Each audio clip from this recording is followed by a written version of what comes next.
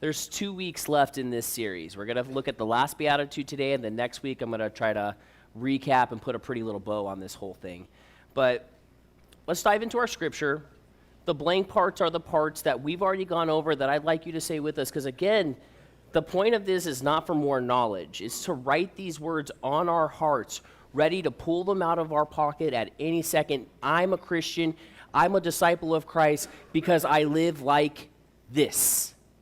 This is how I behave and the blessings I receive from it. So I'll do the other parts and you guys fill in the blanks. We're in Matthew 5, 1 through 12. Seeing the crowds, he went up on the mountain, and when he sat down, his disciples came to him. And he opened his mouth and taught them, saying, Blessed are the poor in spirit. Beautiful, for theirs is the... Oh, you guys are really getting this. Blessed are those who... For they shall be... Great. Blessed are the... Meek, gentle, fine. For they shall... Blessed are those who... For they shall be... Filled, satisfied. Yes, the easy one. Blessed are the... Merciful. What do they get? They shall receive mercy. Blessed are the... For they shall... See God. And last week's, blessed are the... Peacemakers. Right, for they shall be called... You guys are awesome. Blessed are those who are persecuted for righteousness' sake, for theirs is the kingdom of heaven. Blessed are you when others revile you and persecute you and utter all kinds of evil against you falsely on my account. Rejoice and be glad. Well, we're at the last one. We made it. We're here. Well, this beatitude is double. And it's kind of double the trouble, double the fun. It is not a light, easy one. Most of them are hard. Mournful, peacemakers, hungering, thirsting. But this is different. Last week, I challenged us all, and I said, peacemakers have to run into conflict. In fact, as a peacemaker, you can't avoid conflict and call yourself a peacemaker. It's just not possible. And I joked about how that sermon was probably a little rough for our introverted brothers and sisters in Christ. Well, if you call yourself a disciple of Christ, if you consider yourself to be living a life for God, if you're seeking to be righteous, Jesus has something potentially upsetting for us to hear. He says that the person who is righteous is going to be persecuted. In fact, he elaborates in the next verse, which if you've been tracking, this is the only beatitude he elaborates on. The only one. He adds on saying, you'll be blessed not only when they persecute you, but when they falsely say all kinds of evil things against you and revile you. Some of your translations might say insult you. Oh, all right. Persecuted, insulted, lies spread about me. Oh, well, fantastic. Sign me up, right? And this lesson was one of the hardest ones for me to work on. How did I want to narrow this down? How did I want to look at this? We want to go from just how do we overcome persecution, how were Christians historically persecuted, what's the Greek word study that we're going to do? And it was hard. This was tricky, but I think to start, as we explore the idea of persecution, I want to say first and foremost that the goal is not to be persecuted. That's not the goal. What's going to happen, what Jesus is saying, as you live these first 7 Beatitudes, as we embody them, persecution is very likely to follow. If we were just to go and seek it out, it'd be pretty weird, and it'd probably detract from the message of the gospel if we were just blatantly seeking persecution. Furthermore, we live in America where persecution doesn't really happen. I know it's a little bit changing. I know that might ruffle some feathers, but we're going to ruffle so many feathers today. This is where I want to dive into. One of the biggest pet peeves of mine is when Christians in America play the victim and persecution card falsely. And let's be honest, it's easy to do because as a society as a whole, we do this. It's not just specifically Christians who fall into this mindset. And I think what we need to talk about is victim mentality. And this is a big, big problem, but this is a much bigger problem if you proclaim to be a disciple of Christ. A much, much bigger problem, and I'll explain that as we go on. But for those who don't know, a victim mentality is when someone feels that bad things, unfortunate situations happen to them no matter what. No matter what. They don't have any control. And many times the roots of this mentality at none of these situations or circumstances are their fault. It's kind of this, it is what it is. They don't have any control and they're helpless. And one of the tricky parts about this is that just about everyone who suffers from this mindset, who gets stuck in this victim mentality, they don't realize that they're in that mentality. They have no clue. No one's walking around broadcasting, hey, I suffer from a victim mentality, so I'm probably going to take and perceive how things are going around me wrong. It's just not likely to happen. But let's look at some of the behaviors we see from people who suffer from victim mentality. First is they don't look forward to the future. This is your people who say things like, oh, society has never been worse than it is today. And I say, you have never read a history book. Sorry, not sorry. Victim mentality is angry and resentful towards others' good, fortune, opportunities, situation. They say, oh, man, why not me? Why not me? This guy, really? They tell the same negative stories over and over again. It's usually to garner sympathy. Kids are like this. Sawyer came up to me the other day, and he's like, Dad, oh, and he's showing me a little red mark from a scab that I think fell off 2 months ago. And that comes natural to him because one time I was at the circus with my mom and my aunt, and I didn't want to walk, so I was dragging my leg, and I'm like, oh, my leg. You guys, well, I got tired of dragging one leg, so I switched to the other. And I thought they wouldn't notice, but they have not let me live that down. But adults do this too. And they use their situations, these things that happen to them, as that crutch. Well, I can't do that. This happened. We minimize, victim mentality minimizes and trivializes positive news. This is when you tell someone something great, something awesome that happens, and they go, oh, yeah, but, oh, we're making such good progress, we're doing this, oh, yeah, but, oh, thanks for that. There's a lot of self-pity and sense of entitlement. That's pretty self-explanatory. Often defensive and sensitive to any sort of criticism. Any sort of negativity that comes their way immediately. Nope, can't hear this. Overly concerned about fairness. These are those who are always keeping score. Always keeping score. Guess what? There's a second page to this. Always has a reason why solutions won't work.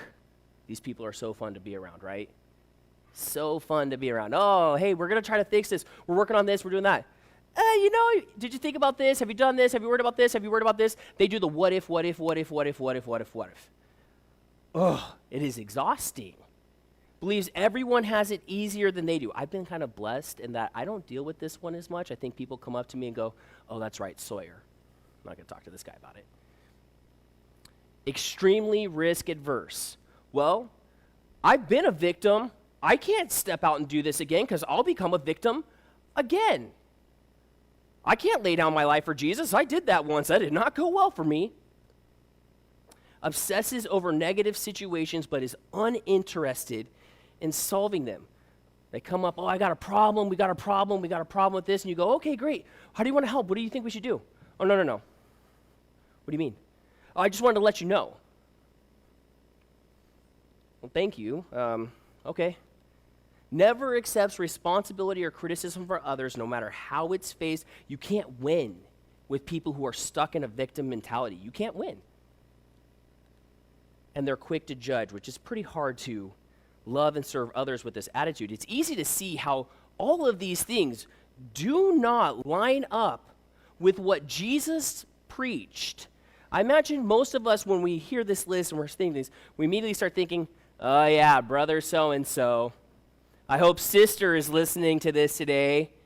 Oh, David, you got my neighbor. That dude is like this. No problem. And I want to stop you right there for just one quick, just tap the brakes. What did I say at the beginning of this?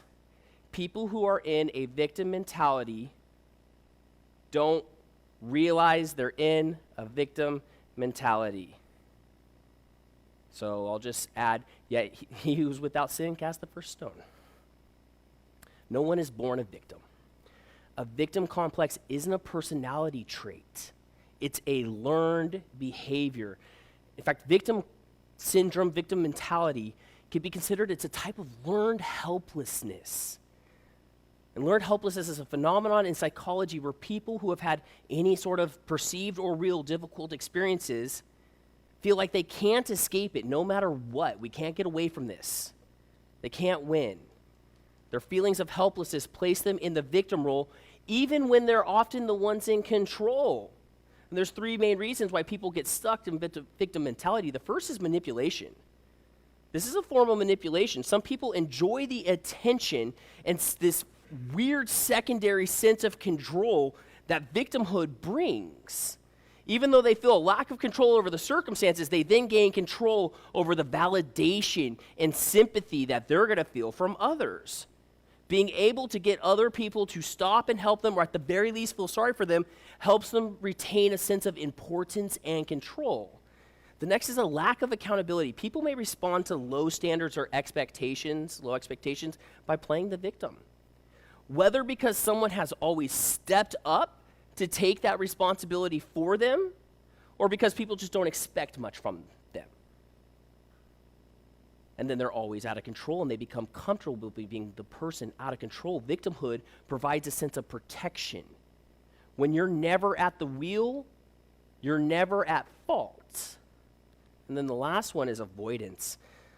Sometimes we're afraid more of our success, our potential successes, than our failure. Giving up responsibility for ourselves and our actions make us feel like we don't have to be accountable for what we say we want.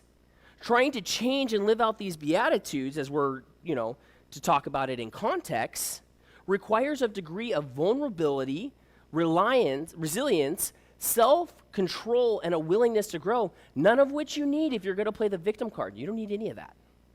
You could just be the victim. This is kind of two of our world's beatitudes. This is be true to yourself and find your own truth. And it's pretty obvious that we as people can bend the truth to kind of be whatever it is we want it to be. And in this scenario, it's the victim. So I want to go down. What are some of the end results and causes that end up hurting us? What do we end up having and becoming as we embody a victim mentality, and how it's so far from the people Jesus called us to be? Difficulty sustaining personal relationships. If you've been listening to any one of my sermons over and over and over, I talk about what is righteousness, right relations with God and with others. If you can't sustain relationships, you can't be righteous. It's truly impossible. Feeling guilty, ashamed, or inadequate.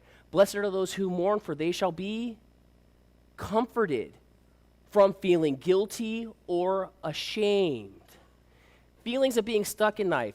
Last fall, end of summer, Neil preached a beautiful sermon on running the race. You can't win any race being stuck. In fact, it's pretty much a guarantee that if you get stuck, you're going to lose the race. Inability to feel positive things. Joy is one of the fruits of the Spirit. If we're going to be stuck in a victim mentality, that's going to suck the joy right out of our lives. Hopeless about the possibility of change. Hope is mentioned up there with faith and love. It is a cornerstone of our identities as disciples of Christ. Fear that everyone is out to get you. Inability to enjoy success when they do occur, when they happen. This is heartbreaking, you guys. And this is not me. I didn't just make this up. I didn't just scribble down, hey, what does a victim mentality end up? Let me think. This is from the American Journal of Psychiatry. I'm just tying in what we as Christians are called to become. And it's not this. In American Christianity, we kind of love persecution, at least the idea of it. It's like a Rorschach test. Everywhere we look, oh, there it is. We're so culturally programmed to think that there will be persecution, that we develop a victim mentality, a persecution complex, which causes us to look at just about any situation and be like, aha, anti-Christian, persecution, discrimination.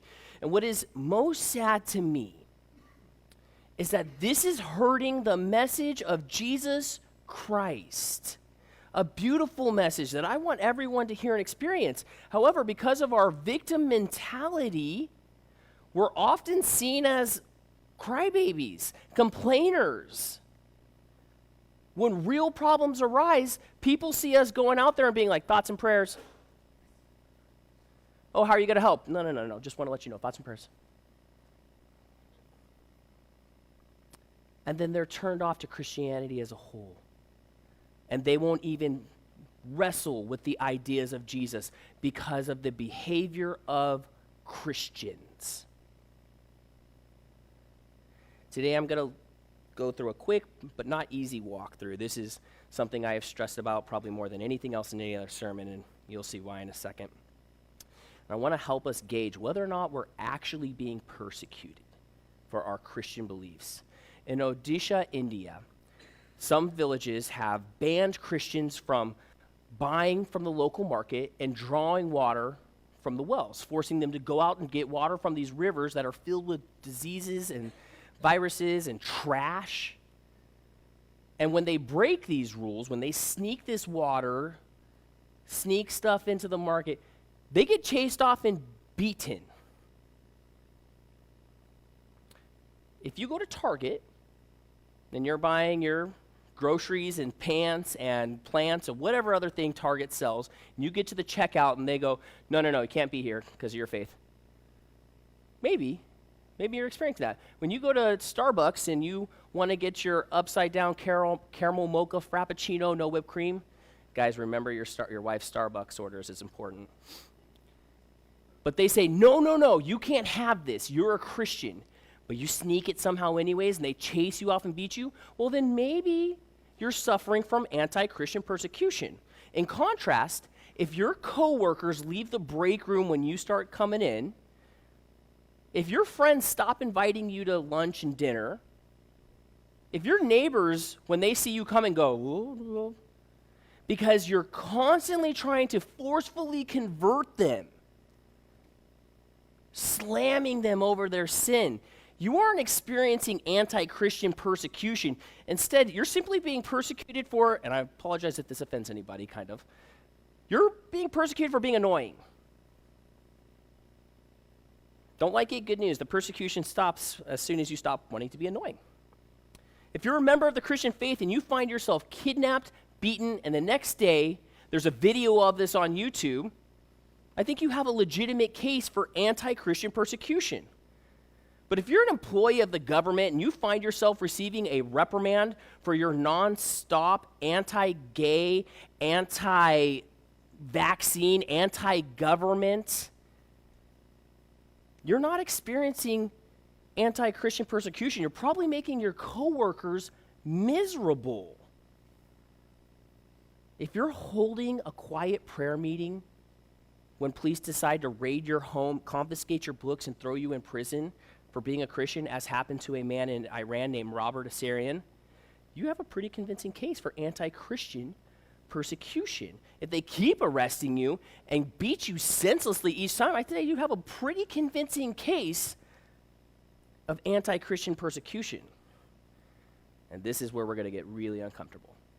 If you are facing a fine or a lawsuit because you didn't want a lesbian couple to buy flowers for their wedding from your public flower shop, you're simply being persecuted for illegal discrimination and for being a hypocrite. I've been to quite a few weddings this past couple of years. Quite a few of Tamara's friends have gotten married. Every single one has had drunk people at them. Every single one. I have never read a newspaper headline that says, Christian family doesn't sell flowers because alcohol will be at the wedding. I've never seen that. Anybody? How about this? Have anybody been to a wedding between a Christian man and a non-Christian woman. 2 Corinthians 6 talks about this. We shouldn't be doing that. If you came to my wedding, by the way, you experienced that.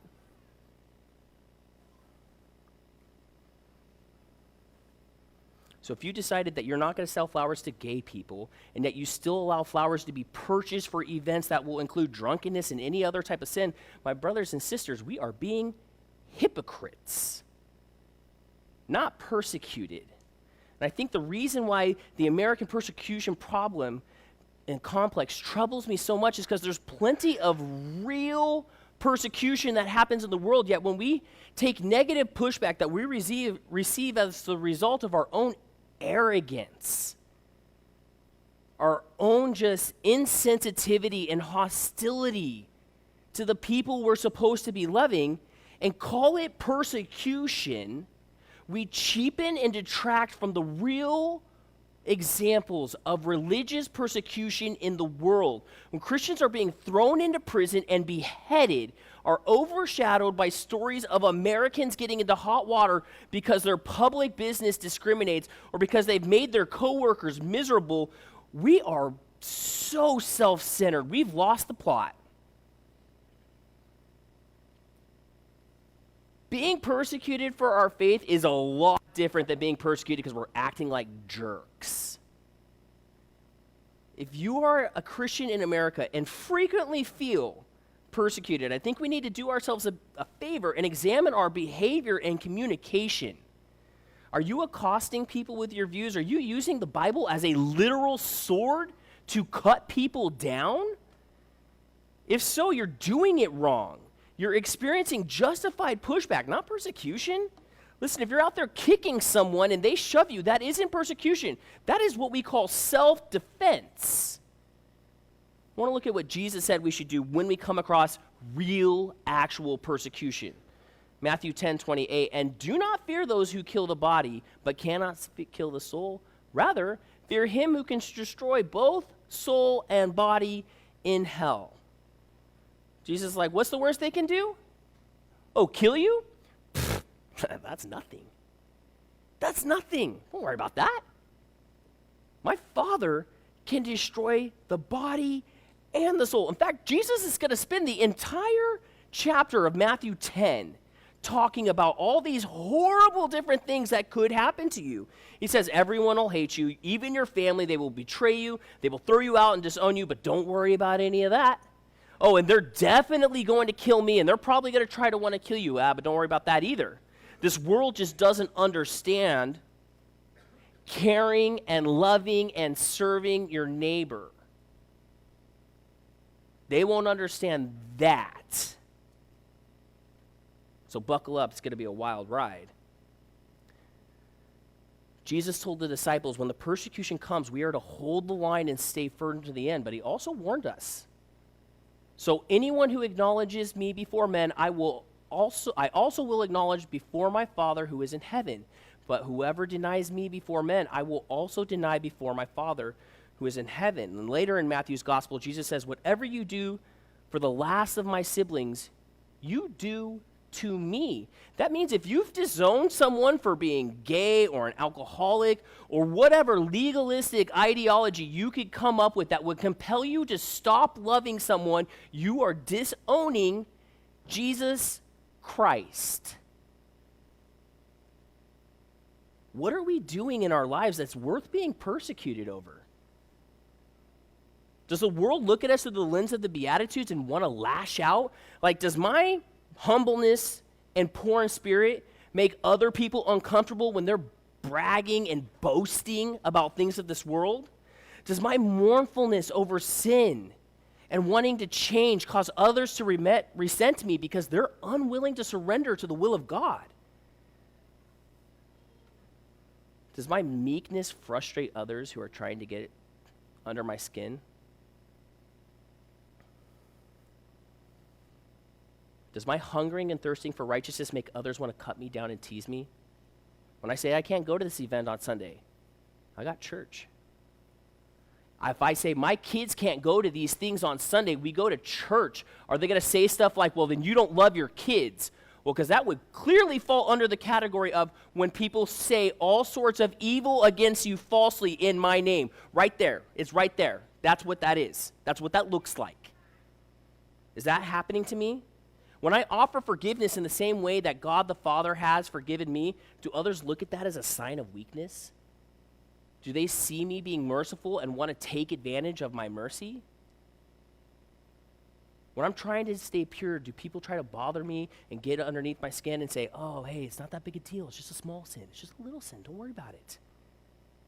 When I try to help make peace and encourage others in a gentle, loving manner to understand Jesus Christ and what he wants from us, do people get mad at me? Do I lose opportunities because I'm unwilling to compromise my faith? What in my life would make the world even want to persecute me? This world that we live in. Are my actions as a disciple of Christ, are they even loud enough for someone in the world to notice me and recognize my devotion to Jesus Christ? Further, when it comes to persecution, what should our attitude be in the first place? Not just rejoice, not just be glad. Rejoice and be glad. When persecution comes our way, that's not the time to get defensive. It looks like this. Yes, the guys would say, let's go. Let's go. In Greek, Jesus is recorded using the word kairo, which means be really, really glad. Like really, really glad this is happening. Wait, so when they're talking behind my back, when they're undermining me, when they're persecuting me, beating me, assaulting me, whatever it is, what's my response? Woohoo! Praise Jesus. Amen. Why? That's a fair question to ask. Why? Well, right there's the first one. For your reward is great in heaven. All right, cool. Heaven's how long? Oh, forever. And how long is right now? Oh, it's only a vapor that appears for a little while, then fades away.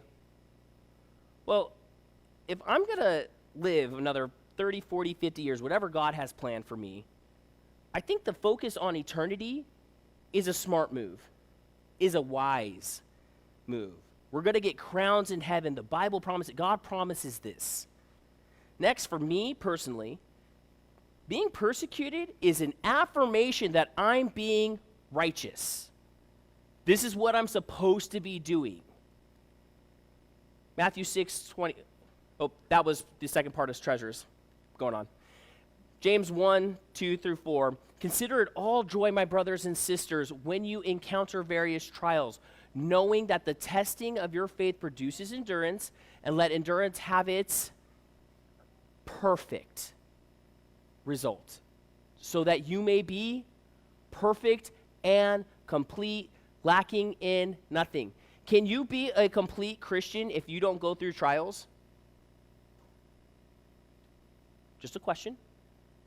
Can you be perfect and complete if you don't go through trials?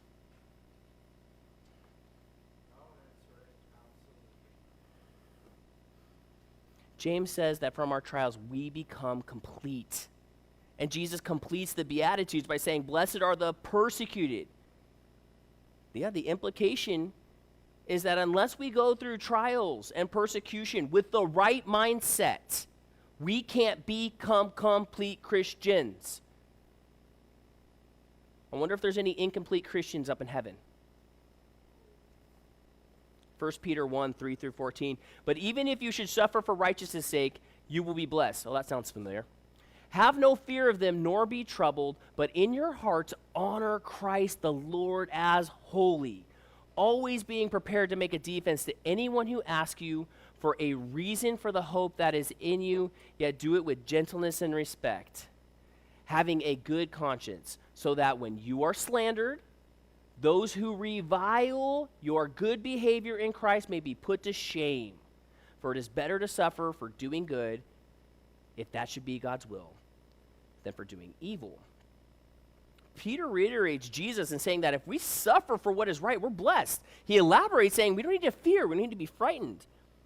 But he adds this part in the middle. He says we need to always be prepared to give an answer, but do it with gentleness and respect. There is going to be an incredible, probably life-changing opportunity for each and every one of us to witness and testify of God's good glory, his mercy, the love of Jesus Christ in the midst of our persecution. My prayer is that we don't let those opportunities slip away by our poor mindsets and behaviors. We don't waste those opportunities. That we will take the opportunity to rejoice and be glad just for the chance. It's what Jesus told us to do. Paul gives a brutal account of the insane amount of persecution he went through in 2 Corinthians 11. I didn't put all the verses up there. I'll just read them real quick because it's a list. 2 Corinthians 11, starting in 24. 5 different times Jewish leaders gave me 39 lashes. 3 times I was beaten with rods. Once I was stoned. 3 times I was shipwrecked. Once I spent a whole night and day adrift at sea. I have traveled on many long journeys. I have faced dangers from rivers and robbers. I have faced dangers from my own people, the Jews, as well as the Gentiles. I have faced danger in the cities, in the deserts, in the seas. I have faced danger from men who claim to be believers but are not. I have worked long and hard, enduring many sleepless nights. I have been hungry and thirsty and have often gone without food. I have shivered in the cold without enough clothing to keep me warm. Then besides all this, I have the daily burden of my concern for all the churches. Who is weak without me feeling that weakness? Who is led astray that I do not burn with anger? If I must boast, I would rather boast about the things that show how weak I am. And then he adds in 2 Corinthians 12:19, but he said to me, my grace is sufficient for you, for my power is made perfect in weakness. Here the Apostle Paul shares his own experience relying on God's grace in the face of his actual persecution. Our persecution kind of looks silly when this is on the table. When all of those things are on the table, what we go through, I mean, man alive, really? I haven't been whipped once, let alone almost, 120 times, 117 times? When we embrace challenges with a faith-filled perspective, we become living testimonies of God's power and glory as we navigate through persecution, relying on God's strength and grace. Other people around us witness the incredible work he does in us. Our testimonies of God's faithfulness become a source of inspiration and encouragement to those around us. The bottom line is that persecutions provide believers with incredibly powerful, incredibly unique in our culture, opportunities to witness God's power and glory, to be made perfect and complete. We are not victims, we are overcomers. No one in this room is a victim. Everyone in here is an overcomer. We need to rejoice in the persecution as opportunities for our faith to be made perfect and complete. It's time for us to start allowing God to bless us in the ways that only he can. If you're listening to this message today and you're like, man, I would like to start living this blessed life for the rest of my life. If you're ready to not be a victim anymore, to change, to face this world that we have to face so that we can spend an eternity in heaven, come and talk to us. Reach out to any one of your elders or deacons or members. Come talk to me. Grab somebody. Don't wait. It's time to start living the blessed life that Jesus has called us all to live today. Why don't you join us as we stand and sing?